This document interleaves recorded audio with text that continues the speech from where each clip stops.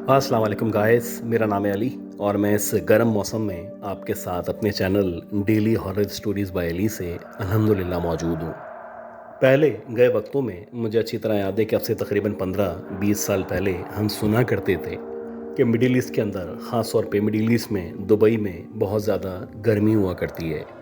कभी 48, 45, 46 ये सुन के हम शौक के अंदर चले जाते थे। लेकिन अब कराची में गुज़िश्ता 2-3 दिनों से मुझे बहुत ज़्यादा गर्मी महसूस हो रही है और 47, 48 तक इसकी फ़ील जा रही है। एक तो सबसे पहले कोई मुझे क्लियर कर दे कि जो फ़ील लाइक और जो एक्चुअल टेम्परेचर है इसमें क्या फ़र्क होता है। मेरा तो ये मानना है कि जो फ़ील होता है वही एक्चुअल होता है। खैर, किस्सा मुख्तसर, अल्लाह ताला हम सबको इस गर्म मौसम से और इसके नुकसानात से महफूज रखे।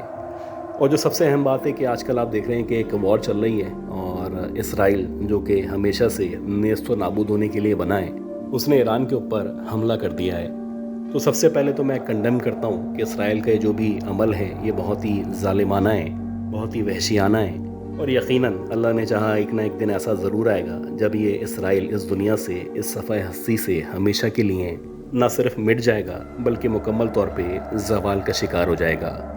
दुनिया में जहाँ भी मुसलमान मौजूद हैं, चाहे वो बाअमल हों या ना हों,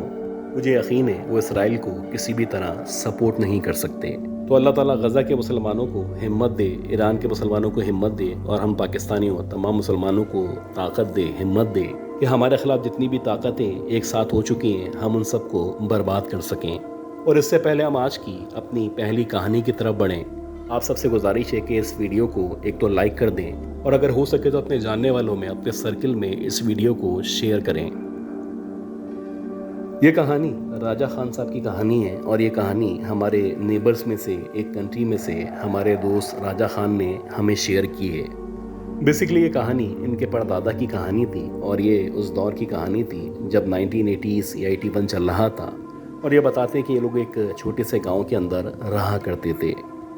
बेसिकली ये जो गांव था इसकी आबादी बहुत ज़्यादा कम थी,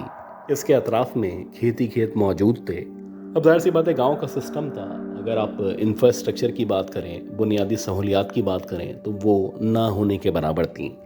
इवन कि ये बताते हैं कि आज के दौर में भी वहाँ पे इतना ज़्यादा इंफ्रास्ट्रक्चर बेहतर तरीके से मौजूद नहीं है। हाँ, उस दौर में लाइट्स भी मौजूद नहीं हुआ करती थी। खैर, किस्सा इस तरह से कि इनके जो दादा थे अपने गांव के करीब एक कारखाने में, जो कि शायद चावल का या गेहूं का कारखाना था या वहाँ पे ये वीट वगैरह प्रोसेसिंग हुआ करती थी, वहाँ पे चौकीदार के तौर पे जॉब किया करते थे। अब ये जो चौकीदारी की जॉब थी, कभी यहाँ पे दिन के औकात में जाना पड़ता था और कभी कभी रात के औकात में ड्यूटी अंजाम देनी होती थी। तो वैसे ही सर्दी का मौसम चल रहा था और इनके दादा रात के वक्त में उस कारखाने में ड्यूटी के लिए मौजूद थे। अब रात के औकात में वहाँ पे एक तो लेबर मौजूद नहीं होती थी। हाँ, वहाँ पे जो भी सामान था, जो भी गंदम वगैरह मौजूद हुआ करता था, उसकी हिफाजत की जिम्मेदारी इनके दादा की थी। ये जो कारखाना था, इस कारखाने के अतराफ़ में चारों तरफ सहनुमा जगह मौजूद थी और उसके बाद दीवारें मौजूद थी, यानी उस सहन के साथ, उन दीवारों के साथ माल को रखा जाता था। खैर, जहाँ जहाँ पे ये माल रखा होता था उस माल के दरमियान या उसके करीब में बहुत सारे दरख्त यानी छोटे बड़े दरख्त मौजूद थे। ख़ास तौर पे 3-4 बेरी के दरख्त थे जो कि इस कदर घने हो चुके थे कि दिन के औकात में अक्सर लेबर उन दरख्तों के नीचे बैठ के अपने आप को धूप से बचाया करते थे। खैर, दादा बताते हैं कि मैं अपनी ड्यूटी अंजाम दे रहा था और मैं उस गंदम के गोदाम के पास या उसी के दरमियान बैठा हुआ था कि बैठे बैठे एकदम मुझे ऐसा लगा जैसे किसी औरत के हंसने की या कहका लगाने की आवाज़ आ रही है। ये जो आवाज़ थी, कभी ऐसा लगता जैसे कारखाने के अंदर की तरफ से आ रही है, कभी ऐसा लगता जैसे कोई बाहर की तरफ मौजूद है और कभी कभी तो ऐसा लगता जैसे कोई बाकायदा हमारे दादा का नाम लेके इनको पुकार रहा है। हैरान कुन बात ये थी कि जो पुकारने की आवाज़ थी बड़ी जानी पहचानी सी आवाज़ थी। कभी ऐसा लगता जैसे दादी की आवाज़ है और कभी ऐसा लगता कि दादा की जो अम्मी थी उनकी आवाज़ है। एक अजीब सी कन्फ्यूजन सी, समझ नहीं आ रहा था कि कोई वाकई में इनको पुकार रहा है या इनको डिस्ट्रैक्ट करके अपनी तरफ मुतवज्जा करना चाहता है। शुरू में तो इन्होंने इन आवाज़ों को नज़रअंदाज किया, लेकिन जब मुसलसल ये आवाज़ें पुकारना बढ़ता चला गया तो बिलाखिर इन्होंने अपने हाथ में जो एक लालटेन मौजूद थी उसको उठाया और दूसरे हाथ में जो कि एक छड़ी मौजूद थी उसके हमरा आगे बढ़ के देखने लगे। جیسے ہی میں نے آواز کو فالو کرنا شروع کیا تو یہ جو آواز تھی بالآخر ایک درخت کے نیچے آ کے مجھے ایسا لگا وہاں سے آ رہی ہے۔ جب میں نے اس لالٹین کو آہستہ آہستہ کر کے اس بیری کے درخت کے پتوں کی طرف کرنا شروع کیا تو مجھے ایسا لگا کہ اس درخت میں یعنی کہ جہاں پہ برانچز موجود ہیں وہاں پہ کوئی بیٹھا ہوا ہے۔ عجیب بات یہ تھی کہ بیٹھے ہوئے انداز سے یا جس طرح سے وہ بیٹھا ہوا تھا ایسا لگ رہا تھا جیسے کوئی عورت ہے جس کو زبردستی اس درخت کی شاخ کے اوپر بٹھا دیا گیا ہو۔ ویسے تو دن کے اوقات میں عورتوں کا درختوں پہ چڑھنا یا درخت پہ چڑھ کے بیٹھنا یا درختوں سے لکڑیاں وغیرہ کاٹنا یہ گاؤں کے اندر بڑی نارمل سی بات ہوا کرتی ہے، لیکن رات کے اس پہر میں جبکہ شدید سردی ہے اور دور دور تک کوئی بھی موجود ہی نہیں ہے، کسی عورت کا اس طرح سے یہاں پہ آ کے بیٹھنا اور نہ صرف بیٹھنا بلکہ میرا نام لے کے مجھے پکارنا یہ بڑی حیران کن بات تھی۔ دادا بتاتے ہیں کہ جیسے ہی میں نے ان آوازوں پہ یا اس چہرے پہ مزید غور کرنا شروع کیا تو اب ایسا لگ رہا تھا کہ جیسے کوئی بہت ہی خوبصورت سی 18-19 سال کی لڑکی ہے جس کو زبردستی اوپر بٹھا دیا گیا ہے۔ لیکن عجیب بات یہ تھی کہ جہاں پہ جس انداز سے اس کے پاؤں نیچے کی طرف لٹکے ہوئے تھے، جب میں نے اس عورت کے پاؤں پہ یا اس کے پنجوں پہ غور کرنا شروع کیا تو اس عورت کے جو پاؤں تھے وہ نہ صرف الٹے تھے بلکہ ایسا لگ رہا تھا کہ اس کے پاؤں لٹک لٹک کے باقاعدہ اس قدر نیچے آ چکے ہیں کہ اب ان پاؤں نے زمین کو چھونا شروع کر دیا ہے۔ یہ کسی بھی طرح ہیومنلی پاسبل نہیں تھا کہ ایک عورت یا ایک لڑکی اپنے پیروں کو یا اپنے قد کو اس قدر لمبا کر سکے۔ ظاہر سی بات ہے ہر گزرتے ہوئے لمحے کے ساتھ ساتھ دادا کو یقین ہو چلا تھا کہ جو بھی مخلوق ان کے سامنے موجود ہے یقیناً یہ کوئی پچھل پیری یا کوئی چڑیل ہے جو یہاں پہ آ چکی ہے، اور نہ صرف آ چکی ہے بلکہ ان کو ڈسٹریکٹ کر کے ان کو کوئی نقصان پہنچانا چاہتی ہے۔ اب پرانے دور کے لوگ تھے، ظاہر سی بات اتنی جلدی ڈرنے والے نہیں تھے، ان کے پاس کیونکہ ایک لالٹین بھی موجود تھی اور اس لالٹین میں سے ہلکی ہلکی سی آگ یا شعاعیں نکل رہی تھیں۔ انہوں نے جلدی سے سامنے جہاں پہ کچھ کپڑے یا اس طرح کی چیزیں پڑی ہوئی تھیں اس کپڑے پہ آگ لگانا شروع کی، اور جیسے ہی انہوں نے اس کپڑے پہ آگ لگائی تو اس کپڑے کو اپنی لاٹھی پہ لپیٹا، اور لپیٹنے کے بعد انہوں نے باقاعدہ اس پیڑ کی طرف یا اس عورت کی طرف بڑھانا شروع کر دیا۔ انہوں نے سن رکھا تھا کہ آگ یا اس طرح کی چیزوں سے جو اس طرح کی مخلوقات ہیں وہ بھاگ جایا کرتی ہیں، اور ایسا ہی ہوا کہ یہ بتاتے ہیں کہ دیکھتے ہی دیکھتے وہ عورت اتنی پھرتی کے ساتھ درخت سے نیچے اتری کہ ان کو یقین ہی نہیں آیا کہ دیکھتے ہی دیکھتے وہ نہ صرف درخت سے نیچے اتری بلکہ نیچے اترنے کے ساتھ ہی وہ فوراً سے اس طرف گئی جہاں سے باہر کا راستہ آیا کرتا تھا۔ خیر دادا بتاتے ہیں کہ اگلے 5-7 سیکنڈ کے اندر اندر یہ عورت میری آنکھوں کے سامنے سے نہ صرف اوجھل ہو چکی تھی بلکہ اللہ کا شکر ہے کہ اس کے بعد جب بھی میں نے وہاں پہ ڈیوٹی انجام دی تو میں کوشش کیا کرتا تھا کہ اپنے پاس تھوڑی بہت آگ لگا کے رکھوں، کیونکہ جو اس طرح کی مخلوقات ہیں وہ عام طور پہ آنکھ کے سامنے آنے سے پرہیز کیا کرتی ہیں۔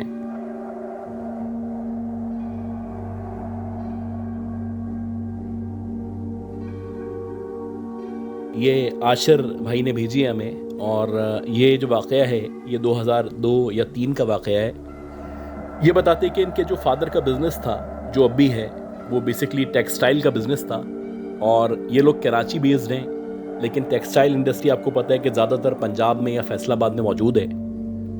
تو اکثر ایسا ہوتا تھا کہ ان کے فادر جو ہے وہ 3 دن 5 دن 8 دن کے ٹرپ پہ پنجاب یا اندرون پنجاب سفر کیا کرتے تھے۔ تو شروع میں جب یہ چھوٹے تھے تو یہ اپنے فادر کے ساتھ نہیں جاتے تھے، لیکن جیسے ایسے بڑے ہوتے چلے گئے، تقریباً 17-18 سال کے ہو گئے، تو اس کے بعد سے جو ان کے فادر تھے انہوں نے یہی ڈیسائیڈ کیا کہ بجائے اس کے وہ اکیلے جائیں، وہ اس بزنس کے اندر یا ان میٹنگز کے اندر اپنے بیٹے کو انوالو کریں۔ تو عاشر بھائی یہی بتاتے ہیں کہ یہ 17 یا 18 سال کے جب ہوئے تھے اس دور میں، تو ان کے فادر نے ان کو اپنے ساتھ لے جانا شروع کیا۔ ان کے فادر کی کوشش ہوتی تھی کہ یہ جب بھی سفر کریں تو یہ گاڑی استعمال کریں، ان کے پاس اپنی گاڑی موجود تھی جو کہ اب بھی موجود ہے، اور لانگ ڈرائیو کے لیے خاص طور پہ دوسرے شہر جانے کے لیے یہ گاڑی کو پریفر کیا کرتے تھے۔ یہ بتاتے ہیں کہ اسی طرح جو ہے موٹر وے بننے سے پہلے کی بات ہے، یہ لوگ لاہور سے نکلے اور ان کو اسلام آباد یا پنڈی کی طرف آنا تھا، اور تقریباً اس وقت جو راستہ تھا وہ 6 گھنٹے 7 گھنٹے کا راستہ ہوا کرتا تھا۔ خیر قصہ مختصر یہ بتاتے ہیں کہ جب ہم لوگ نکلے تو تقریباً رات کے 10-10:30 بجے کا ٹائم تھا، اور ہمارا پلان یہ تھا کہ ہم باپ بیٹے ہیں، ہمارے ساتھ ایک کولیگ بھی موجود تھا، یعنی ٹوٹل 3 لوگ ہم تھے۔ راستے میں جو ڈھابے وغیرہ آتے ہیں क्योंकि रोड उस वक्त पक्का नहीं था, मोटर वे बना नहीं था, तो वहाँ से खाना खाते हुए जाएंगे और सुबह फजर तक खैरियत से पहुँच जाएंगे। जब हम लोग निकले तो सब कुछ ठीक था। हाँ, सर्दी हो रही थी। पंजाब में आपको पता है कि एज़ कम्पेयर टू सिंध या अदर कंट्री ज़्यादा सर्दी हुआ करती है। तो वैसे ही सर्दी बहुत ज़्यादा हो रही थी, उरूज पे थी, और इनके फादर ड्राइव कर रहे थे। ड्राइविंग इनको भी आती थी, लेकिन इनके फादर का ये ख्याल था कि जितना हो सकता है मैं ड्राइव कर लूँगा, उसके बाद फिर इनका नंबर आएगा। ये बताते हैं कि तकरीबन 2 से ढाई घंटे गाड़ी चलाने के बाद रात के तकरीबन 1 या 1:30 बजे का टाइम था। शदीद धुंध हो रही थी, शदीद सर्दी थी, और हम लोग जो ड्राइव कर रहे थे तो हमें एक होटल नज़र आया। अब जब होटल नज़र आया तो एज़ पर प्लान हमने यही डिसाइड किया कि यहाँ पे उतर जाते हैं और उतर के खाना खाना शुरू करते हैं। और जब खाना खा चुकेंगे तो उसके बाद मैं ड्राइव करूँगा, यानी जिन्होंने ये स्टोरी भेजी है वो ड्राइव करेंगे। ये बताते हैं कि हम लोग उतरे, और जिस होटल पे हम उतरे थे वहाँ पे निस्बतन इतना रश मौजूद नहीं था, क्योंकि आम तौर पे सर्दियों के दिनों में उस वक्त इतना रश नहीं हुआ करता था। हाँ, अगर आप आपकी बात करते हैं तो अब तो मोटरवे बन चुका है। अक्सर लोग अपने आप को तरोताज़ा करने के लिए, फ्रेश करने के लिए या लॉन्ग ड्राइव पे जाने के लिए भी मोटरवे का इस्तेमाल किया करते हैं। वेल, किस्सा मुख्तसर, ये लोग उतरे, वहाँ पे जाके इन्होंने खाना वगैरह खाना शुरू किया। खाना खाते खाते आशिर भाई बताते हैं कि मुझे महसूस हो रहा था या मुझे लग रहा था कि जैसे जहाँ पे बैठ के मैं खाना खा रहा हूँ उसकी अपोजिट डायरेक्शन में, यानी जहाँ पे जो जाने वाला रोड है, तो उस रोड के ऊपर कुछ शरारे से हैं, कुछ लैंटर्न हैं, या आप ये समझ लें कि रोशनी की शुआएं हैं जो इनको मुसलसल नज़र आ रही हैं। अब इनके जहन में यही था, हो सकता है कहीं दूर कोई परे शादी हो रही हो और वहाँ पे जैसे आतिशबाजी वगैरह होती है तो ये उसके शरारे या उसकी जो रोशनी है वो नज़र आती है। कभी कभी एकदम से रोशनियाँ नज़र आती और कभी कभी एकदम से गायब हो जाती। लेकिन अगर किसी शादी वगैरह में पटाखे फाड़े जाएं या इस तरह का काम किया जाए और अगर आप दूर मौजूद हो तो पहले आपको जो है इसकी शुआएं नज़र आती हैं और उसके बाद आवाज़ आया करती है, या वाइस वर्सा ऐसे हुआ करता है, एक साथ ना ही वॉइस आती है ना ही शुआएं नज़र आती हैं। लेकिन ये जो सिनेरियो था, जो इनको लाइट्स नज़र आ रही थी, वो इस तरह से था कि सिर्फ लाइट्स नज़र आ रही थी, कोई आवाज़ नहीं आ रही थी। खाना खाने पे इन्होंने फोकस किया, खाना खाया। खाना खाने के बाद ये गाड़ी में बैठे, इनके फादर बराबर वाली सीट पे बैठे, और एज़ पर प्लान इन्होंने गाड़ी चलाना शुरू की। ये बताते हैं कि मुझे ड्राइव करते हुए तकरीबन 2 से ढाई घंटे मज़ीद गुजर चुके थे, या शायद और टाइम गुजर चुका था। आई थिंक मैं कलर कहार के करीब पहुंचने वाला था या आने वाला था। तो मैं कलर कहार के जब करीब पहुंचा तो बेसिकली वो जो एरिया है वहाँ पे पहाड़ियाँ वगैरह मौजूद हैं, और सराउंडेड जितना भी एरिया है बड़ी हाइट्स की माउंटेन्स हैं। ये बताते हैं कि जब मैं उस कलर कहार की पहाड़ी के करीब पहुंचा, या मेरे सराउंडेड में जब पहाड़ियाँ शुरू हुई जो कि बड़ी ऊंची ऊंची थी, तो दोबारा से मुझे महसूस होने लगा कि वो जो शुआएं थी या वो जो शरारे थे जो मुझे आसमान में नज़र आ रहे थे, दोबारा से नज़र आना शुरू हुए। और मैं मुसलसल देख रहा था कि मेरे राइट साइड पे मुसलसल कुछ शुआएं थी, कुछ शरारे थे या कुछ रोशनी थी जो मुसलसल मुझे फॉलो कर रही थी, और बज़ाहिर ऐसा लग रहा था कि दूर कहीं हवा में वो फ्लोट कर रहे हैं। अब मुझे थोड़ी सी फ़िक्र लाहक हुई। जाहिर सी बात है कि कुछ टाइम गुजर चुका था, और कुछ टाइम गुजरने के बाद ये दोबारा नज़र आना शुरू हुए थे। वेल, मेरे फादर की आंख लग चुकी थी, और वो जो पीछे हमारे साथ कुलीग मौजूद थे वो फ़ोन पे अपनी फैमिली में किसी से बात कर रहे थे। खैर, मैं मुसलसल देख रहा था कि वो जो लाइट्स हैं आहिस्ता आहिस्ता ना सिर्फ वो मेरे करीब आ रही हैं, बल्कि ऐसा लग रहा है कि कोई बाकायदा फ्लोट कर रहा है। और वो जो लाइट्स हैं, जो 8-10 लाइट्स हैं, वो ना सिर्फ हवा में फ्लोट कर रही हैं, बल्कि अब महसूस हो रहा है कि मेरी तरफ बढ़ रही हैं। ये बता दें कि जैसे जैसे वो लाइट्स मेरे करीब आ रही थी, मेरे खौफ में इजाफा होता चला जा रहा था। अब सराउंडेड ना कोई जगह नज़र आ रही थी, ना उस वक्त इस तरह का कोई रेस्टोरेंट मौजूद था जैसे कि आमतौर पे हवेली वगैरह वहाँ पे मौजूद हैं। अब तो एक अजीब कन्फ्यूजन थी। मैं सोच रहा था कि फ़ादर को उठाऊं या ना उठाऊं, या गाड़ी साइड में रोक दूं। ये बताते हैं कि मैं मुसलसल ड्राइव करता रहा और मैंने कोशिश की कि मैं उधर फोकस ना करूं, लेकिन उसके बावजूद भी वो जो लाइट्स थी, जो 8-10 लाइट्स थी, वो ऐसा लगने लगा कि अब फ्लोट करते करते बाकायदा मेरी गाड़ी के करीब आ चुकी हैं। तकरीबन मेरे और उन लाइट्स के दरमियान 15 से 20 फीट का फासला मौजूद है, और जिस स्पीड से गाड़ी चल रही है उसी स्पीड से वो जो लाइट्स हैं वो हमें फॉलो कर रही हैं। और अब बाकायदा लगने लगा है कि ये लाइट्स नहीं है میرے برابر میں یا میری گاڑی کے 10 سے 12 فٹ کے فاصلے کے برابر میں کچھ عجیب سی کریچرز ہیں جو ہوا میں اڑتی ہوئی مجھے فالو کر رہی ہیں یا میرے ساتھ ساتھ چل رہی ہیں۔ اب جب میں نے باقاعدہ محسوس کیا کہ یہ نارمل لائٹس نہیں ہیں، یہ کوئی کریچر ہے، کوئی مخلوق ہے جو باقاعدہ ہوا میں اڑ رہی ہے اور میرے ساتھ ساتھ یا میری گاڑی کے ساتھ ساتھ آگے بڑھ رہی ہے، تو میں نے سوچا کہ میں اپنے فادر کو اٹھاتا ہوں۔ میں نے ہلکا سا ہاتھ ان کے پاؤں پہ رکھا، ان کو ہلانے کی کوشش کی۔ وہ مسلسل خراٹے لے رہے تھے اور اب چاہنے کے باوجود بھی میری ہمت نہیں تھی کہ میں ان کو اٹھاؤں یا ان کو اٹھا سکوں۔ خیر، اسی دورانیے میں وہ جو پیچھے کولگ موجود تھا وہ مجھے کہنے لگا کہ کیا ہوا ہے۔ اب جب اس نے مجھے کہا کہ کیا ہوا ہے تو آہستہ آہستہ کر کے میں نے گاڑی سلو کی، بلکہ روکی، اور جب میں نے گاڑی روکی تو میں نے باقاعدہ دیکھا، بلکہ میرے ساتھ جو پیچھے کولگ موجود تھا اس نے بھی دیکھا کہ سیدھے ہاتھ پہ 8 سے 10 وہ جو کریچرز ہیں وہ بیسکلی کریچرز نہیں ہیں، وہ ایسا لگ رہا ہے کہ 8 سے 10 عورتیں ہیں جو ہوا میں فلوٹ کر رہی ہیں، اور نہ صرف وہ ہوا میں فلوٹ کر رہی ہیں بلکہ ان کے جو چہرے ہیں وہ روشنی کی طرح یا جگنوں کی طرح چمک رہے ہیں۔ ایک عجیب سی روشنی کا حالہ تھا جو ان کے گرد موجود تھا، اور یہ تقریباً 8 یا 10 عورتیں تھیں۔ خیر، جب میں نے یہ گاڑی روکی یا سلو کی تو اتفاق سے میرے رائٹ سائڈ پہ ایک قبرستان موجود تھا۔ جو لوگ وہاں سے گزرتے ہیں یا وہاں پہ پہلے رہا کرتے تھے یا اس ایریے کے بارے میں جانتے ہیں تو ان کو پتہ ہوگا کہ یہاں پہ ایک چھوٹا سا قبرستان بنا ہوا ہے جو شاید دور پر ہے کہ کسی گاؤں والوں نے اس کو آباد کر دیا تھا، اور جب بھی ان کی کسی کی ڈیتھ ہوا کرتی تھی تو اس کی تدفین وہ یہاں پہ کیا کرتے تھے۔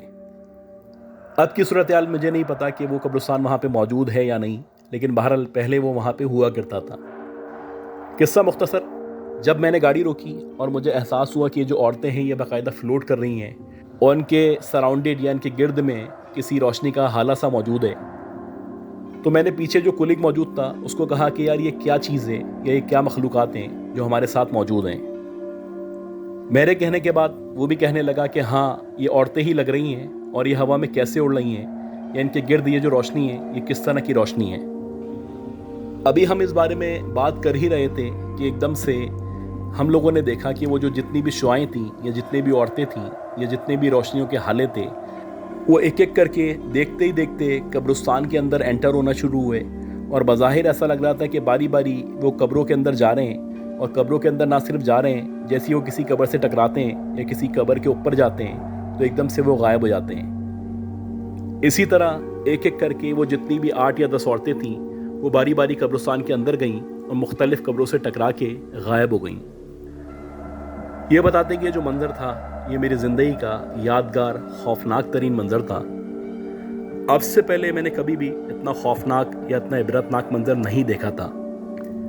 نہ صرف میں ڈرا ہوا تھا بلکہ میرے ساتھ جو پیچھے کولگ موجود تھا وہ بھی شدید خوف کا شکار تھا۔ اس کے بھی پسینے چھوٹ رہے تھے، میرے بھی پسینے چھوٹ رہے تھے، حالانکہ شدید سردی ہو رہی تھی اور دھند بھی موجود تھی، لیکن اس کے باوجود بھی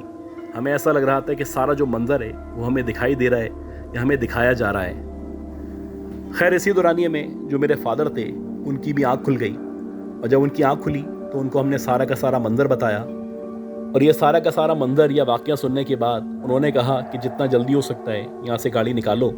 اور مسلسل انہوں نے تلاوت کرنا شروع کر دی۔ اتفاق سے اس دور کے مطابق میرے پاس سورہ یاسین کی تلاوت موجود تھی، تو میں نے وہ بھی ساتھ ساتھ پلے کر دی تاکہ ہمارے خوف میں کمی ہو سکے اور یہ جو کچھ ہو رہا ہے یہ کم سے کم ہو سکے۔ یہ بتاتے ہیں کہ جیسے تیسے کر کے ہم لوگ اسلام آباد یا پنڈی پہنچے، اور جب ہم لوگ وہاں پہ پہنچے تو مجھے اور جو میرے پیچھے کولگ موجود تھا ہم دونوں کو شدید بخار ہو چکا تھا، اور تقریباً 6 سے 7 دن تک مجبوراً ہمیں پنڈی میں رکنا پڑا۔ وہیں پہ ہم نے ڈاکٹر کو دکھایا، وہیں پہ جو ایک مسجد تھی جو کہ بڑی مشہور مسجد ہے وہاں کے امام صاحب سے ہماری ملاقات ہوئی، اور انہوں نے ہم سب پہ دم درود کیا۔ وہاں کے جو امام صاحب تھے یا وہ جو معلم تھے ان کا یہ خیال تھا کہ اکثر آپ کا پردہ یعنی آپ کی آنکھوں کا پردہ ہٹ جاتا ہے اور آپ وہ مناظر دیکھ لیتے ہیں جو آپ کو دیکھنے نہیں چاہیے یا جن کا آپ سے کوئی تعلق نہیں ہوتا۔ بالکل اسی طرح میرے ساتھ جو لڑکا بیٹھا ہوا تھا اس کے ساتھ بھی یہ واقعہ پیش آیا تھا، اور شاید ہماری قسمت میں یہ واقعہ دیکھنا یا یہ منظر دیکھنا لکھا ہوا تھا۔ آج تک ہمیں اس چیز کی کوئی ایکسپلینیشن نہیں مل سکی کہ وہ کون سی شعائیں تھیں جنہوں نے ہمیں تقریباً لاہور سے ہی فالو کرنا شروع کیا، اور نہ صرف لاہور سے فالو کرنا شروع کیا بلکہ مسلسل وہ فالو کرتی رہیں اور بالکل آخر میں ان کا پتہ چلا کہ وہ کون سی مخلوقات تھیں۔ اور نہ صرف بات یہاں پہ ختم ہوئی، بلکہ دیکھتے ہی دیکھتے ایک قبرستان کے اندر وہ گئیں اور وہاں جا کے باری باری غائب ہوتی چلی گئیں۔ یقیناً آپ کی زندگی میں بھی کبھی کبھی اس طرح کے واقعات پیش آتے ہیں جن کو بھولنا یا جن کو نظر انداز کرنا آپ کے لیے ناممکن ہوا کرتا ہے۔